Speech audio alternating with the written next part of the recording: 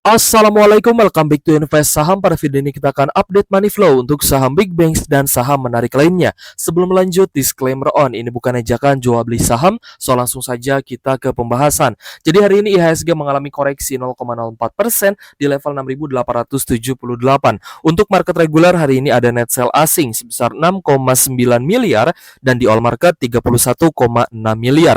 Dan memang transaksi hari ini cukup sepi guys ya. Untuk overall value transaction itu hanya 8 triliun saja. Kemungkinan besar investor asing dan para big money ini sedang wait and see ya, menunggu hasil dari keputusan tarif Amerika Serikat terhadap Indonesia. Untuk melobi tarif, Indonesia juga berjanji akan membeli produk energi dari Amerika Serikat seharga 251 triliun. Ini belum termasuk ya transaksi pembelian lainnya yang bisa mencapai 550 triliun, padahal memang negosiasi tarif ini belum rampung ya, belum ada keputusan juga dari Amerika Serikat. Tapi dengan adanya lobby ini diharapkan tarif Amerika Serikat untuk Indonesia itu tidak akan lebih besar lagi ya guys ya. Dan yang kita harapkan adalah penurunan tarif dari Amerika Serikat seperti itu. Dan inilah yang menyebabkan hari ini transaksi perdagangan tidak begitu besar ya, alias sepi. Kemungkinan para investor ataupun big money ini memang sedang wait and see ya. Jadi wajar lah ya hari ini juga cukup sideways ya untuk mayoritas saham di IHSG. Lalu untuk kurs rupiah hari ini mengalami pelemahan 0,2% di level Rp16.249 per 1 US dollar. Tadi sebenarnya sempat sideways ya di 16.220-an, tapi ternyata ada pelemahan kembali guys. So saham pertama yang akan kita analisa di video ini adalah saham BBCA.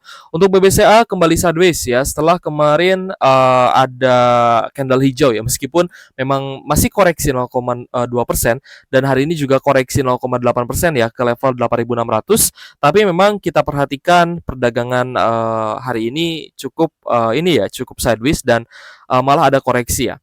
Jadi untuk BBCA ini ada distribusi lagi guys, terutama dari asing ya, ada YU AGKZ sebagai top seller, net sell-nya mencapai 106 miliar gitu ya. Jadi untuk transaksi hari ini BBCA menjadi saham termasuk saham yang paling banyak dijual oleh investor asing. Dan memang untuk mayoritas saham keuangan ini menjadi pemberat ya untuk IHSG pada hari ini. Begitupun juga dengan BBRI guys. BBRI hari ini close di harga yang sama ya. Tadi sempat naik ke area high di 3.730 tapi closing di 3.680. Hari ini cukup netral tapi asingnya ada sedikit net sell ya, terutama dari YU BKKZ itu di 7,5 miliar ya. Teman-teman juga bisa lihat di sini. Untuk hari ini transaksinya tidak begitu besar ya. Net sell-nya hanya di 7,5 miliar saja untuk BBRI, sedangkan untuk BBCA itu ya tadi seperti yang kita bahas di 106 miliar.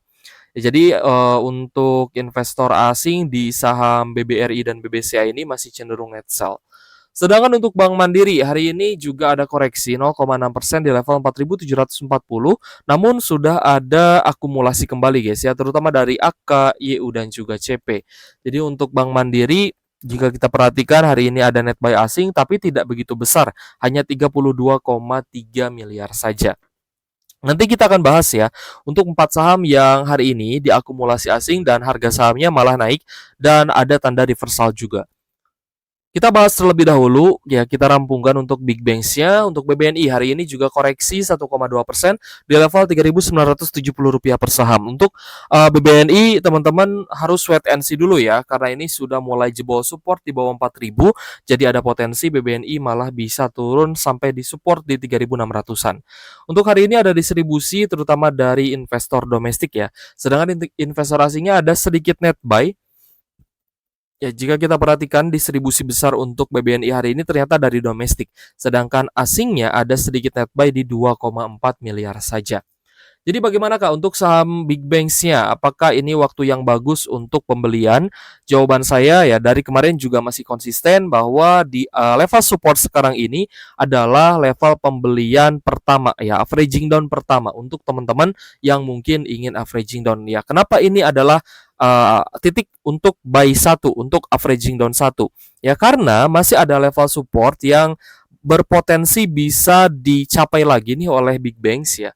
Jadi big banks-nya masih ada potensi untuk turun, apalagi jika ya nanti ternyata lobby Indonesia terhadap tarif perdagangan dari Amerika Serikat itu tidak berhasil ya, tarifnya ini masih cukup tinggi.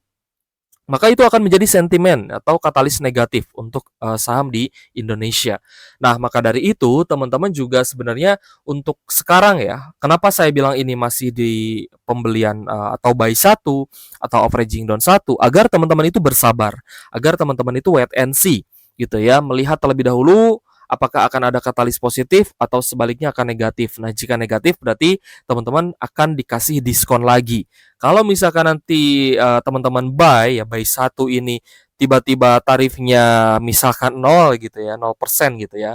Tidak ada kenaikan tarif atau ya tarifnya tetap sama ya dan menjadi hal yang positif, maka itu akan menaikkan harga saham ya, berpotensi saham kita bisa rebound. Nah, maka untuk pembelian kedua ya, meskipun nanti mungkin ada kenaikan sedikit lebih tinggi, saya rasa tidak masalah. Yang penting teman-teman masih punya cash, itu yang paling penting. Next kita bahas saham AAD. Nah, AAD ini kemarin kita bahas ya di IQ terkait dengan tanda-tanda reversalnya yang sudah terlihat meskipun ada jebol support di bawah MA50 ya. Tapi ketika mulai sideways di 4 hari perdagangan mulai 26 Juni sampai di 2 Juli kemarin ya. Kita lihat akumulasinya sudah mulai masuk nih, 30 Juni, 1 Juli, dan 2 Juli itu akumulasinya mulai masuk. Jadi ada tanda-tanda reversal meskipun harga sahamnya memang cukup sideways ya dan merah-merah seperti ini, tapi reversal itu biasanya terlihat ya awal mulanya dari akumulasi. Nah, jadi untuk ADI hari ini kenaikannya di 3,3% di level Rp6.925 per saham. Akumulasinya bagus, terutama dari BK, YU, AG, ZP, dan AK. Jadi untuk AAD juga ya teman-teman harus bersabar ya meskipun mungkin ada yang portonya masih merah ya.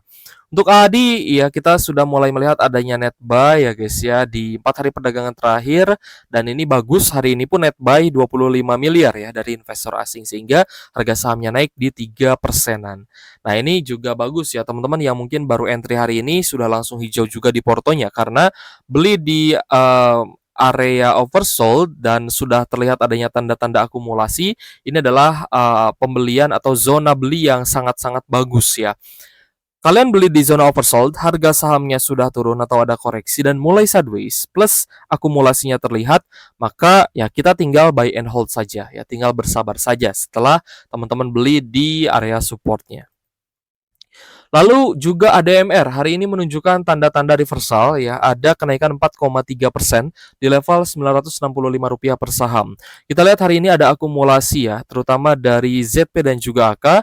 Net buy ya hari ini untuk ADMR itu ada net buy guys, sebesar 8,9 miliar ya. Jadi sudah mulai nih berbalik arah ya asingnya dari yang tadinya net sell ini mulai akumulasi kembali.